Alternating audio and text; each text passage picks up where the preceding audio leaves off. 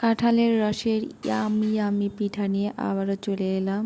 আশা করি সবাই ভালো আছেন। আসসালামু আলাইকুম।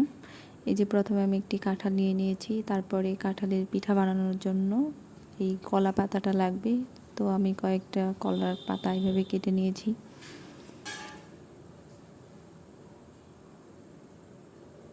এই যে অনেকগুলো কলার পাতা নিতে হবে। তো পিঠাটা যেহেতু কলার পাতা দিয়েই করতে হবে। চালের আটা নিয়ে নিয়েছি, এগুলো একটু ভেজে নিচ্ছি হালকা আঁচে। এই যে আমি এখানে কাঁঠালের রস করে কাঁঠালের রসটা একটু জাল দিয়ে নিয়েছি গরম করে। এখানে চিনি দিয়ে দিলাম, লবণ পরিমাণ মতো কাঁঠালের রস দিয়ে এটাকে আমি একটা ডো তৈরি করে নিব। ভালোভাবে দেখলেই বুঝতে পারবেন। এই যে আমি নিয়ে নিচ্ছি কাঁঠালের রস, পরিমাণ মতো নিতে হবে, যতটুকু তো লাগবে।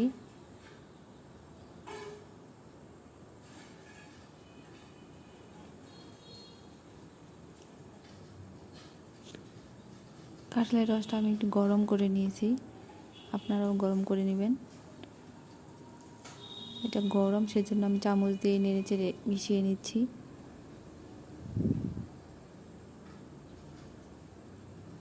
এই যে আমার মিশানো হয়ে গেছে। আমি এখন এরকম পরিমাণ মতন, যেহেতু বড় আমি পিঠা বানাবো, তেমন করে আমি একটা পরিমাণ মতো নিয়ে নিব। এই যে একটি কলার পাতা নিয়ে নিয়েছি। কলার পাতার উপরে এই যে এইভাবে ঘুরিয়ে ঘুরিয়ে পিঠাটা আমি করে দিব। পিঠার যে একটা শেপ আসবে সেটা আমি এইভাবে তৈরি করে দিচ্ছি।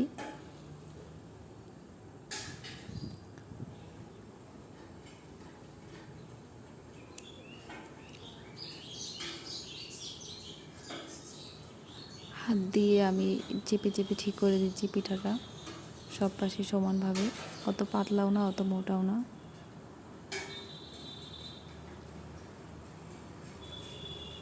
এখন এটার উপর আরও কাঁঠালের পাতা দিয়ে দিতে হবে। এই যে আমি দিয়ে দিলাম কাঁঠালের পাতা, এটা একটা আমার হয়ে গেছে। এখন আমি ধাপে ধাপে যেগুলো যতগুলো আমি পিঠা বানাবো বানিয়ে নিব।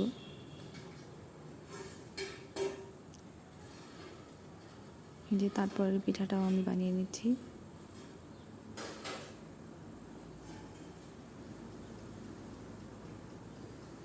এখন এখানে আমি একটু কালি জিরা দিয়ে দিলাম। কালি জিরা দেওয়ার মনে ছিল না, আপনারাও কালি জিরা দিয়ে বানাইতে পারবেন, তাহলে পিঠাটা দেখতে সুন্দর হবে।